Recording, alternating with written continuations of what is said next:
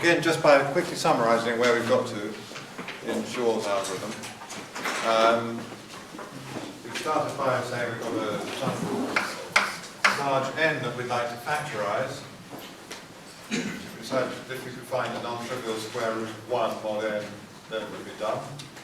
And a good way of finding such a thing would be to take an x, work out its order mod n, get some r, and hope that r was an even number. And if not, then just try again with another x and keep going until you hit an even number. And that if you do get an even number, then our non-trivial square root is 1. So then we get x to the r equal to 1. Then our non-trivial square root of 1, we hope, is x to the r over 2. We might be unlucky and get minus 1, in which case, again, we try again with another x. And on average, this I haven't justified, I might discuss that a little bit more on Friday. You expect to get an x pretty soon with this process. Of course, all that is conditional on actually being able to find the order of x mod n in the multiplicative group mod n. Then we stopped thinking about that for a little bit, and last lecture I concentrated on the quantum Fourier transform. So what we proved last time was, again without going right into the absolute details, but what I hope I convinced you of, is that if you've got a state that takes that form, then we can very easily send it to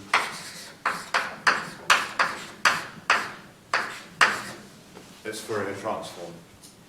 So this notation, this x, is standing for the integer x, but we can also think of it as a sequence of bits according to its binary representation, and the same with r.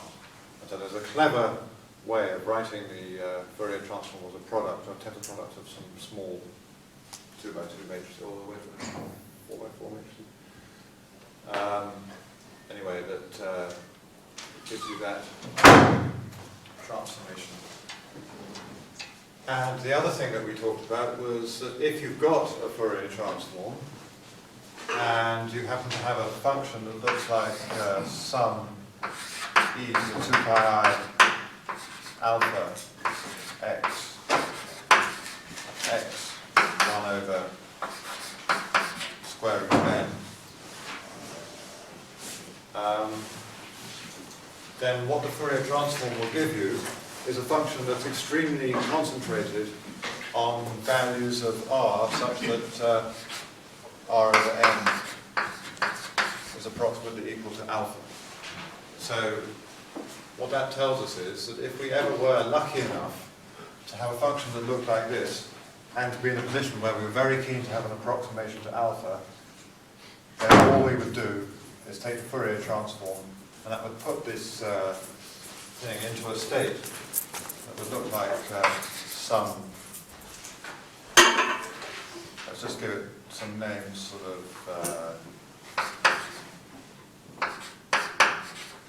mu r, oh, and mu is the Fourier transform of this function, and mu r would be very, very small, except if r was very close, or except if r over n was very close to alpha. And then, in order to find out our approximation to alpha, we would just take a measurement in a computational basis with high probability that would give us an r that was such that r over n was close to alpha. So that's the tool that we've got at our disposal. So the main thing I want to do now is to say, if you've got an x and you're trying to find an order, we can actually build something. This x is not the same as this x, but we can build something that looks a little bit like this, and alpha will tell us more or less what the order of x is in the multiplicative group. So because of that, we'll then just be able to say, well, now let's take a quantum Fourier transform, it takes no time at all, and we're done. But in order to show you how to do that, I'm first of all going to do it by a method that's blatantly circular and therefore sort of completely can't work. then explain why circularity actually doesn't matter at all. So the circular thing is to say, well, let's suppose that we can prepare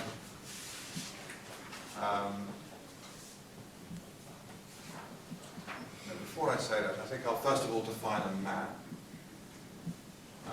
So given x, I'm going to define a unitary operator that depends on x. That will motivate what I'm about to say. So we take Rn. Actually, last time I had a convention that n equaled 2 to the n.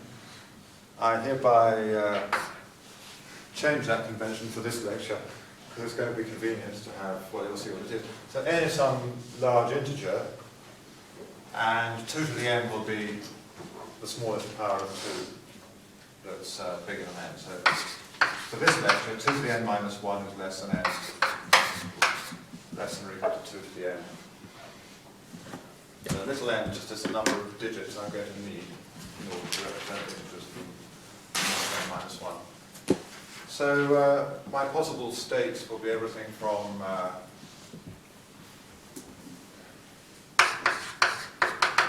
0 up to 2 to the n minus 1. I ought to draw attention to an unfortunate ambiguity that arises here, and it actually will arise. Is 0 referring to some bit, or is it referring to the number 0? So here it's referring to the number 0. So if I expanded this, it would be 0, 0, 0, 0, 0, 0, n times. But I think we can live with that. It's fairly clear, I think, from the context when I'm talking about the integer. This is binary representation of what I'm talking about, just a single qubit. So I'm going to find a unitary operator, which will be very simple. It'll just be permuting things, and it goes like this: that U maps A to AX if 0 less than or equal to A less than n. So that's AX mod n, but I think I won't keep saying mod n. All the multiplications I'm going to do will be mod n. That's the world we're living in. And so I'm only really interested in the states that correspond to the integers from 0 to n minus 1, but I've got to define U everywhere, so let's just define it.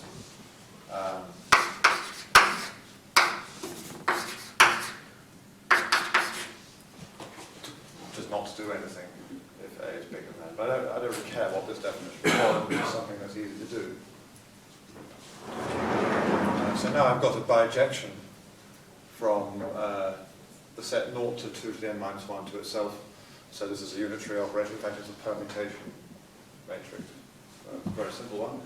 And also, it's something that's easy to compute. Classically, if I give you an A, it's easy to multiply it by x mod n. And here's another point where I'm not going to go into too much detail, but I talked about reversible computation and indicated that any classical computation you can do using reversible computation and getting some extra rubbish. So for this lecture, there's actually one subtlety that I need to discuss at some point, and I won't discuss it today.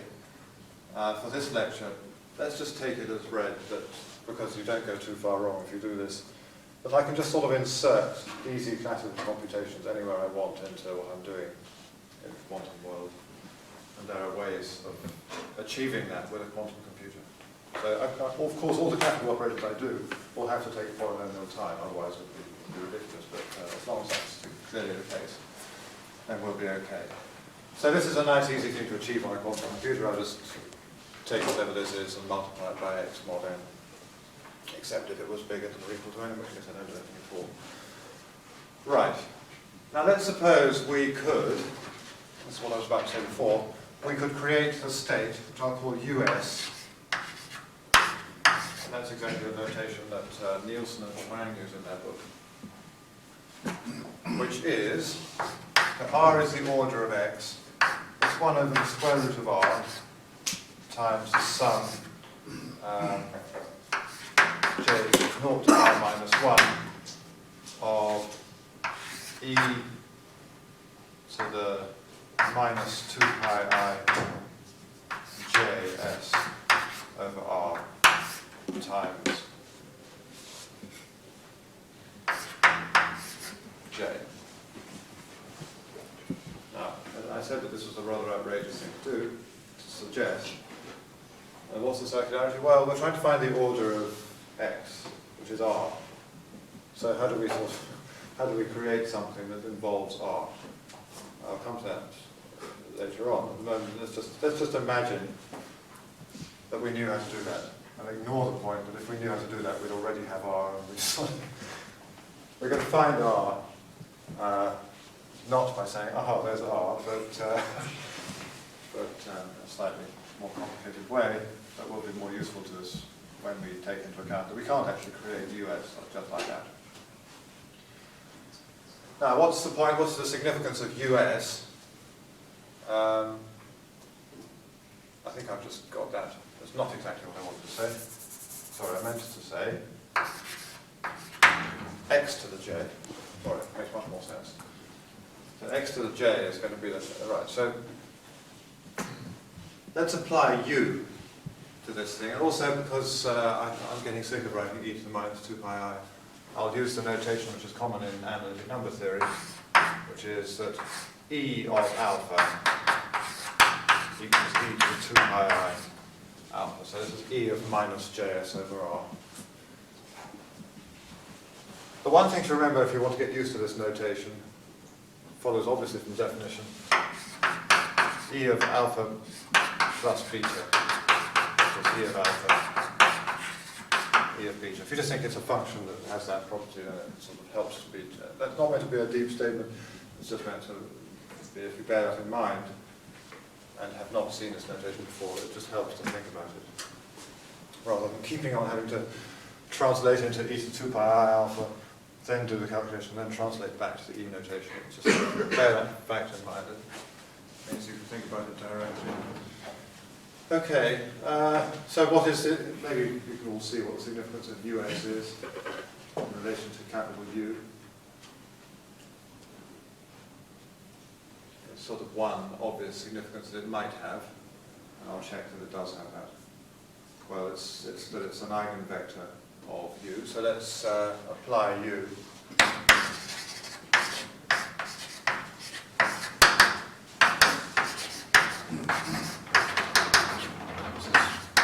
Trivial, but I'll write it out anyway. So we get e to the minus 2 pi I. Having introduced the notation, I forgot to use it. It's going to come in more than just this once. But still, e minus js over r x to the j plus 1. And if I can change my variables from j plus 1 to j, or, tell you what, I'll change this j to a j plus 1. So then I've got j plus 1 going with j plus 1. But to compensate for that, I've now multiplied by e of minus s over r, so I have to say that equals s over r us. So us is an eigenvector of capital U with eigenvalue e of s over r equals e to the 2 pi I. S over R.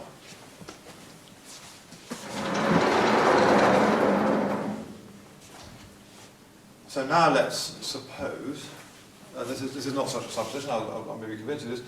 What are we trying to do? We're trying to produce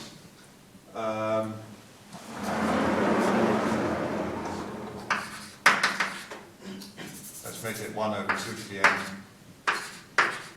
I'd like to produce something like that. So what I really want to do is, well, here's what I'll do. I'll start with the state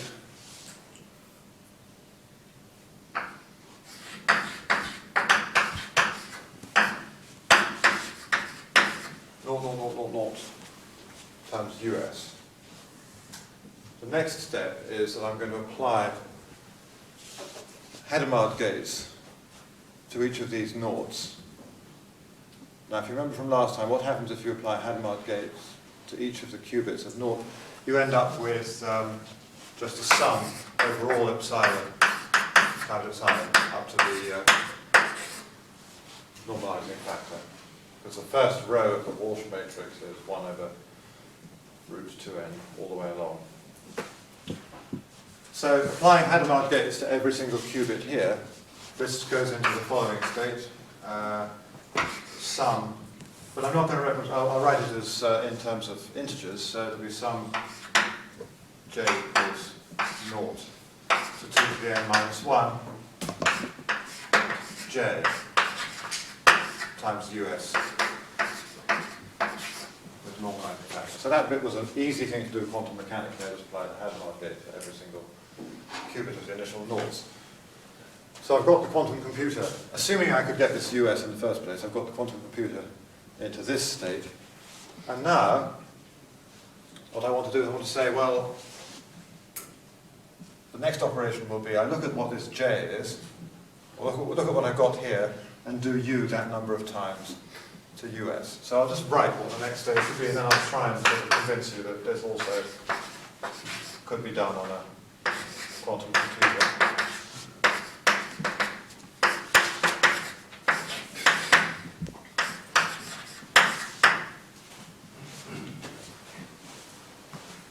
Well, it's kind of encouraging that U to the J did a unitary operation over here. The way to think about it is,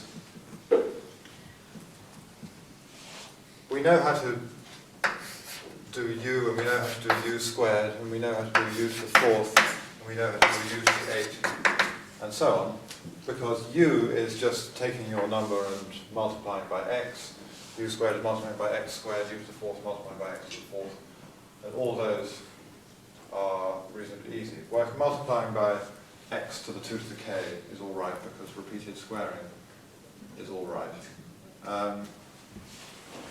So what you then do is you say, well, let's look at the bits of j,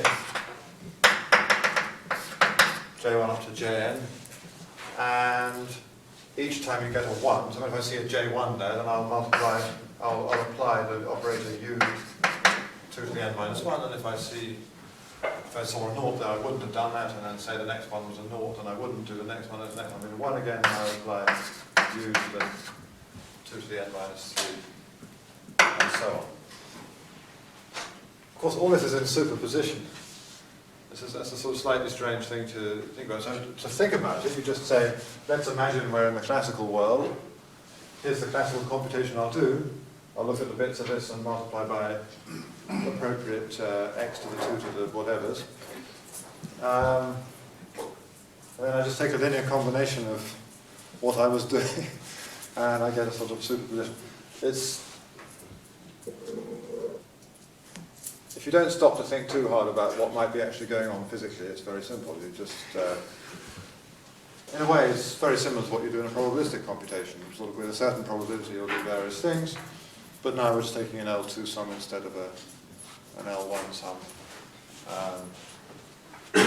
So, strictly speaking, the language, if I happened to have J here, this is what I would do, is not completely accurate. We need some kind of quantum mechanical language for if-then. It is a sort of L2 if-then instead of an L1 if-then. But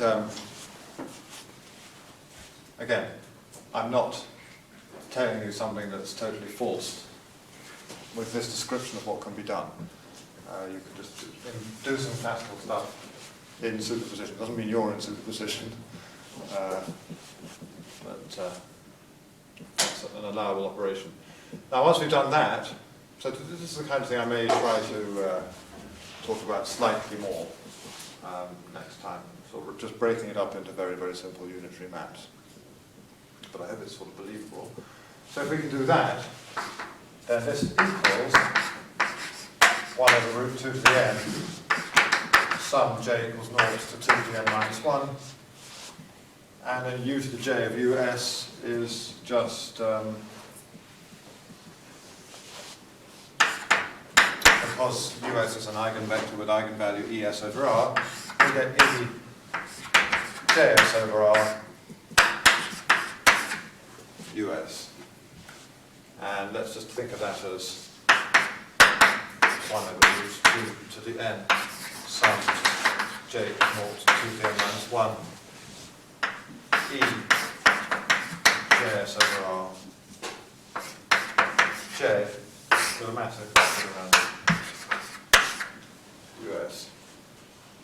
And this is another thing, it looks as though I haven't done very much, but there's something sort of interesting going on there, which is the phase EJS over R sort of naturally attached itself to the US. But I thought I'd actually rather leave the US on its own and bring the phase over here. And that is an allowed thing to do, because it's just a tensor product of J with sort of J, which contains a whole lot of bits, and US, which contains some other bits. Actually, US is itself a superposition of other things. That's an allowable thing to do, but it's sort of crucial to the notion of what you can compute, because now I'm just going to say, forget this bit over here, and I'm going to think about this part. Well, what happens to this part, what I want to do now is say, well, I've got exactly the sort of functions I was interested in. This is of the form, this is, well, let's just remind you what this really is. That's e to the 2 pi I j s over r. So that's e to the 2 pi I alpha j, where alpha equals s over r. Now using, if I then apply a quantum Fourier transform to this, I will get myself into a state, as I said before, that will output some, well, I get myself into a state which, when I measure it, it'll give me the bits of some number which is within, say, 10 over n of s over r. So I can find some beta, let's say, such that beta minus s over r is less than or equal to 10 over n.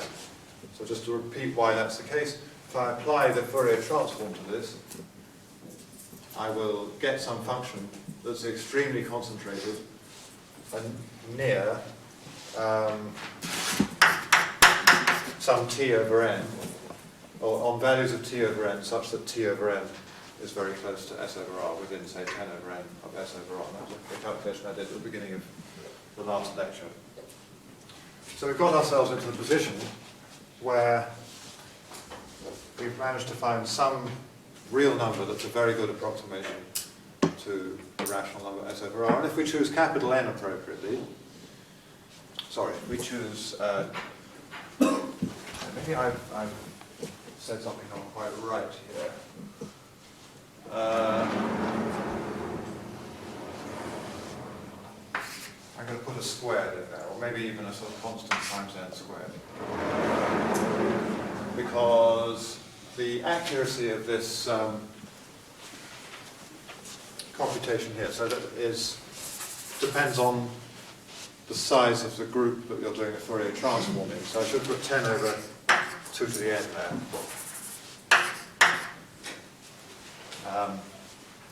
Everything else that I wrote, actually, miraculously, seems to be correct. I do want to stop at n there, and when it's greater than or equal to n, I don't want to do that. So the point is that by choosing the number of bits here, the little n, I can get this approximation to be as accurate as I want, and it'll turn out that the accuracy that I will want is not too huge. But we now have the following problem. Well, I've got two problems. One is, how did I create that state in the first place? Perhaps I'll say that one next, because otherwise it just looks so ridiculous to keep going with this calculation. So, how do I solve the problem that getting US in the first place was not a feasible thing to expect? Well, we live in a world of superpositions. And why did I want S over R? Why not go for 1 over R? Because that would just tell us what R is straight away. Well, it's because I can't get S over R. So what I've done, and similarly, I can't get 1 over R. So instead I've just gone for a general S, because if you can then observe that if you just sum over all S, you get a very, very simple state which you can produce. So let me just give you that calculation. What is 1 over the square root of R, sum S equals 0 to R minus 1, US? Well, it's 1 over R, because I've got two 1 over root R's floating around. Let's, with the we all know that I'm going to have to reverse the order of summations at some point. So let's do it, let's try and do it in advance. So I'll first sum over j.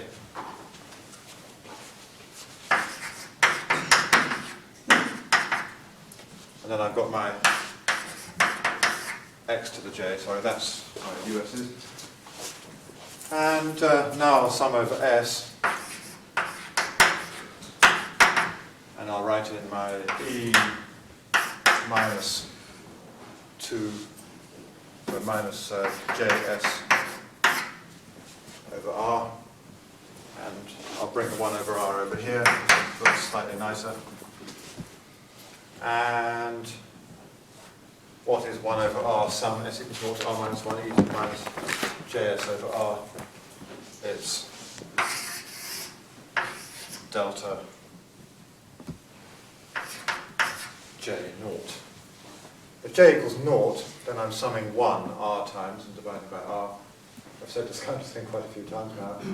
And if j is not naught, then you're summing over some roots of unity that are spread around the thing and you get 0. So this is just x to the naught, which is 1. And this 1 is not a cubic 1, it's the 1 that looks like this. Nevertheless, that's not such a challenging state to prepare. Let's put the last qubit as a 1 and all the other ones as zeros. So I can at least get the sort of L2 average, so to speak, of the US's, which are all orthogonal to each other. So everything I just said, I can't do for an individual US, but I can do it for a superposition of all the US's.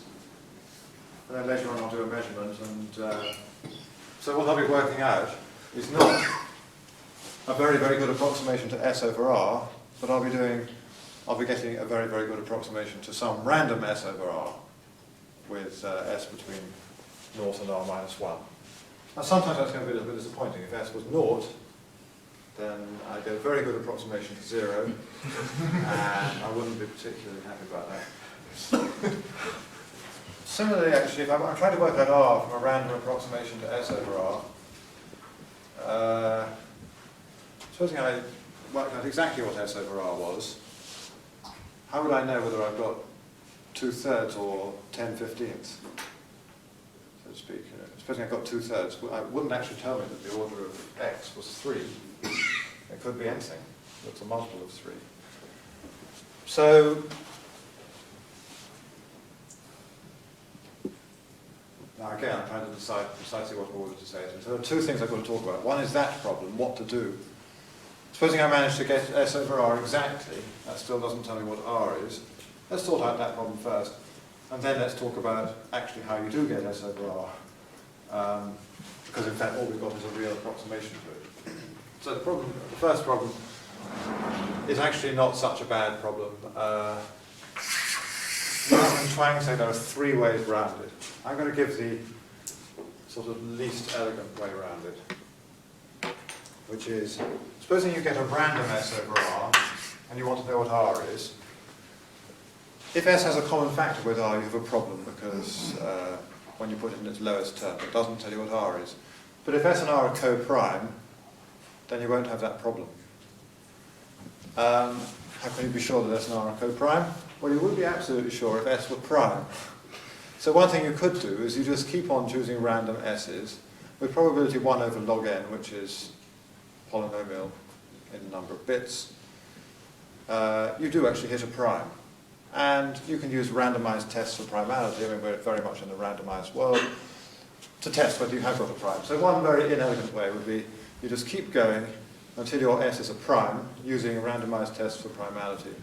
And when S is a prime, you're absolutely guaranteed that the denominator of your fraction must be R.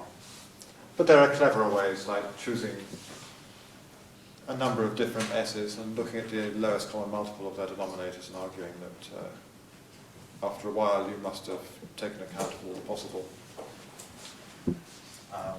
common factors and that sort of thing.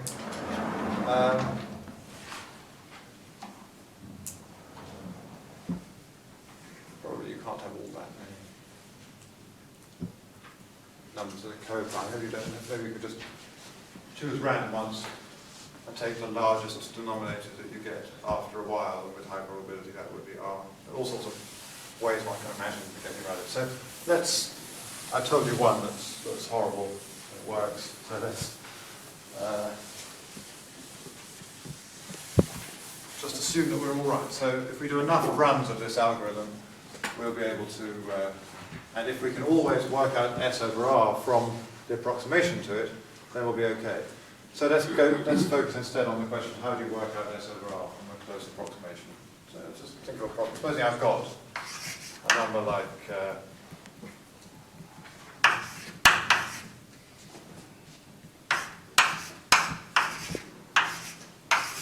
supposing some real number comes out like that, and you have the information that that real number is actually rather close to a fraction with small denominator.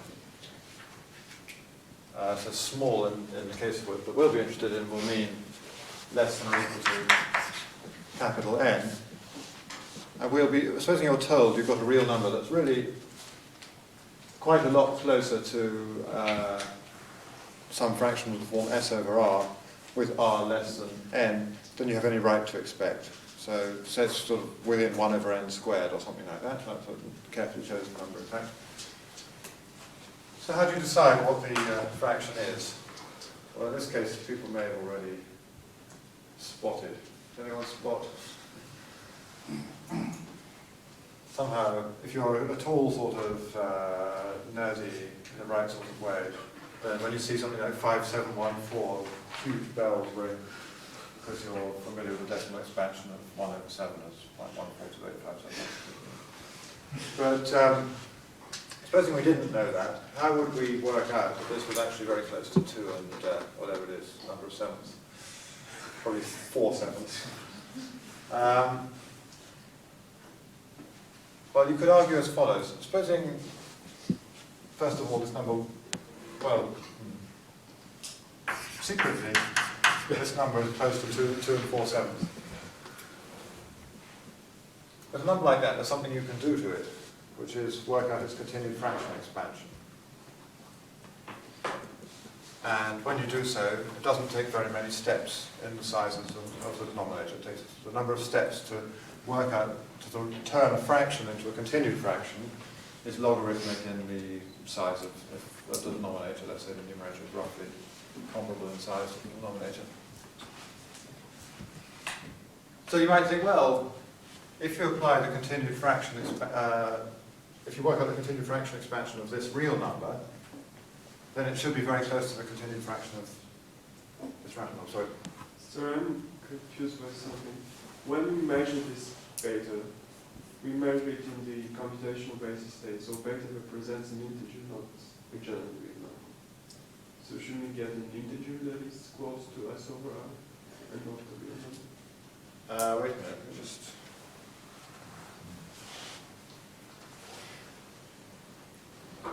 I think what the Fourier transform gives you, when we had this function that was of the form 1 over root 2 to the n sum e to 2 pi I alpha, let's use a similar notation we got here, j. It gave us, what it actually gave us was 2 to the n times alpha. So we're interested in what alpha is, so we just take that thing and divide it by 2 to the n.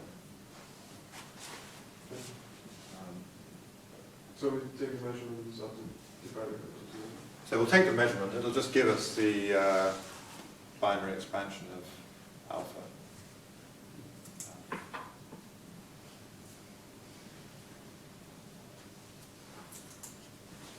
So just see if I can say anything more to make that completely clear.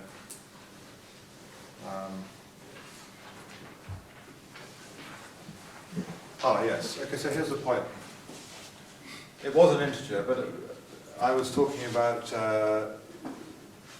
if you talk about it in integer terms, then f hat of r equals sum e to the 1 over root capital N e to the 2 pi I Rx over n.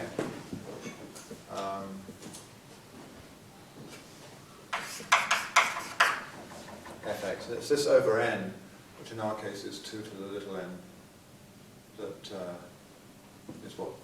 So you've got two integers here, but you mustn't forget the division by n in the Fourier transform.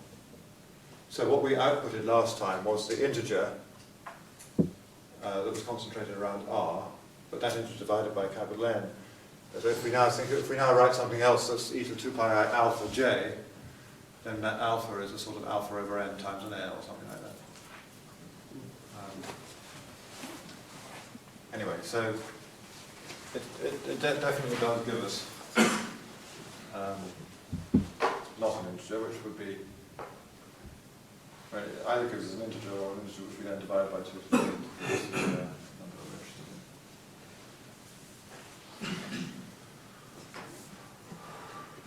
So when you apply the continued fraction algorithm to this, well, let's just quickly do it. We get 2 plus 4/7 equals 2 plus 1 over 7/4, which is 1 plus 3/4 equals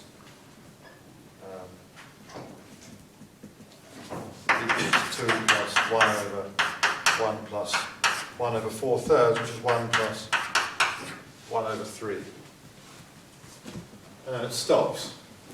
So what do you do here? Well, you just apply the continued fraction algorithm, and you'll get, because it's close to this number, something that goes 2 plus 1 over 1 plus 1 over 1 plus 1 over, then you'll suddenly get something that's extremely close to an integer. And because you've got something extremely close to an integer, you'll recognize that your original number was close to a fraction, and then you can say what that fraction is by simply taking this number that's very close to an integer, or 2.99995 or something, and turning it into 3, and then working out what the continued fraction is, and you'll get the fraction that approximates your decimal here. So, how much time have I got? Perhaps I can say that a little bit more precisely. Supposing you've fixed your little n to be a lot bigger than n squared, if I've got a number alpha, and then I know that I can get it so that alpha minus r over s is less than or equal to 10 over 2 to the n, which is less than or equal to, say, 1 over 10 capital N squared, if I choose that C appropriately.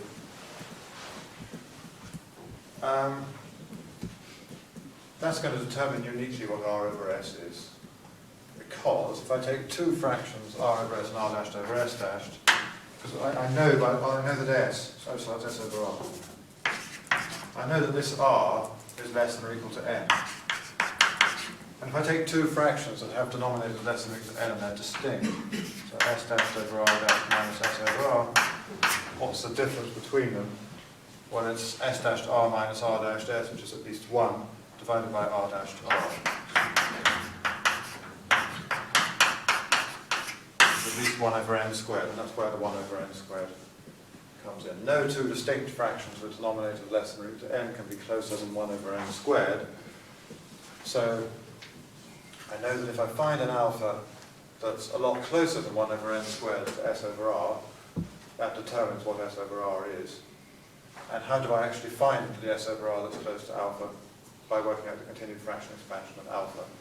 And the convergence of the continued fraction, it is a well-known fact about continued fractions, are guaranteed to give you, for every n, the fraction with the denominator less than or equal to n that is closest to your real number.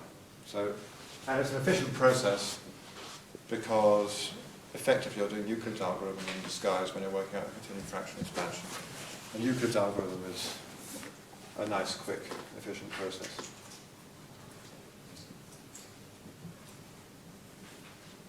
So, I have actually just finished the proof of Shor's algorithm as it works, at least in this slightly informal way. But perhaps it's worth just recapping once more. So, we reduce it to the problem of finding the orders of numbers. we then observe that the state 1 is a superposition of eigenvectors of the map that takes A to AX. And I should say A to AX. So we just sort of think in superposition, and we say, well, if we took one of these eigenvectors and applied this process here, then we'll get ourselves a function of j, or the amplitudes associated with each j will just go round and round and round in a nice regular way. And because they go round and round in a nice regular way in powers of e to the s over r, they're exactly the sort of function that you really can understand by taking the Fourier transform.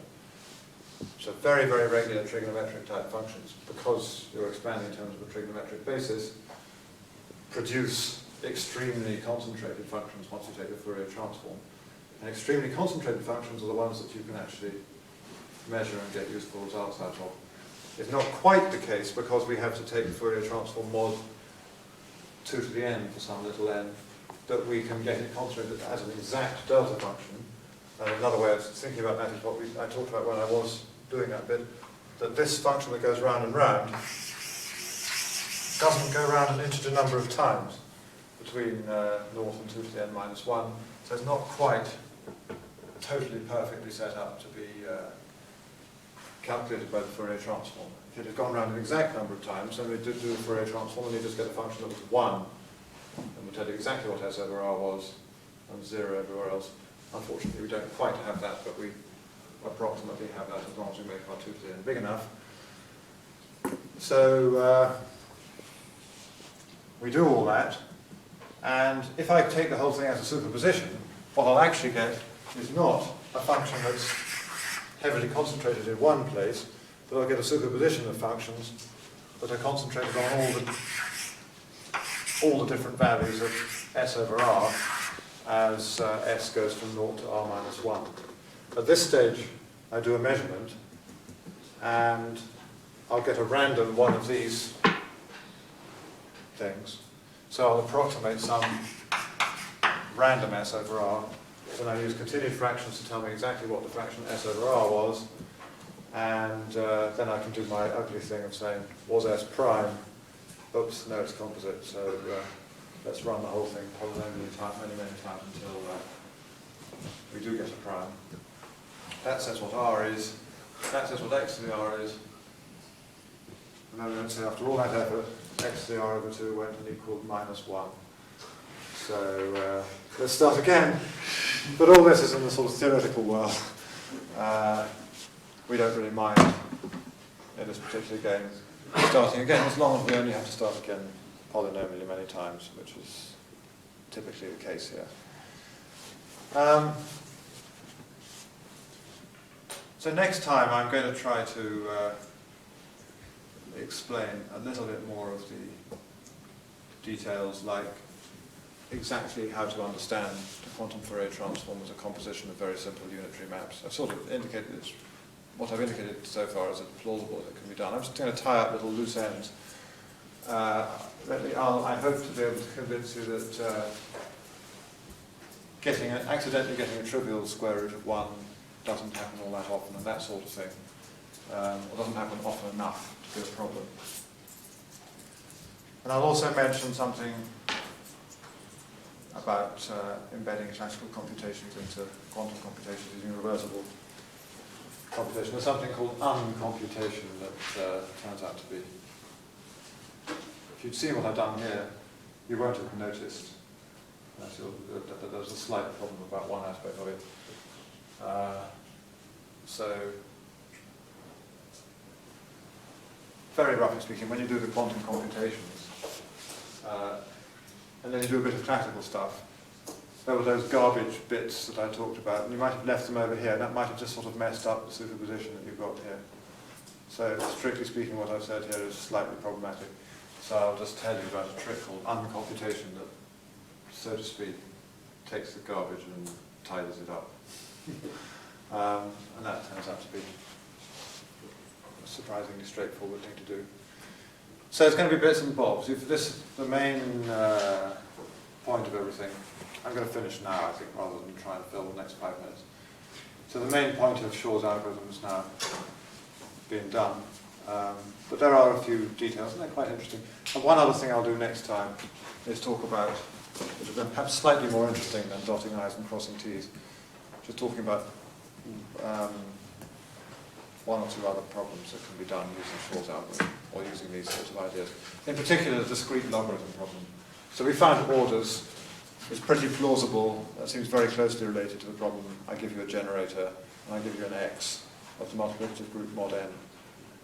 What power of the generator is x? That's a discrete log problem. And that can also be done with the help of this, these sorts of ideas. I'll just say precisely how that works. I think it may well be the case that the next lecture will also not go the full distance.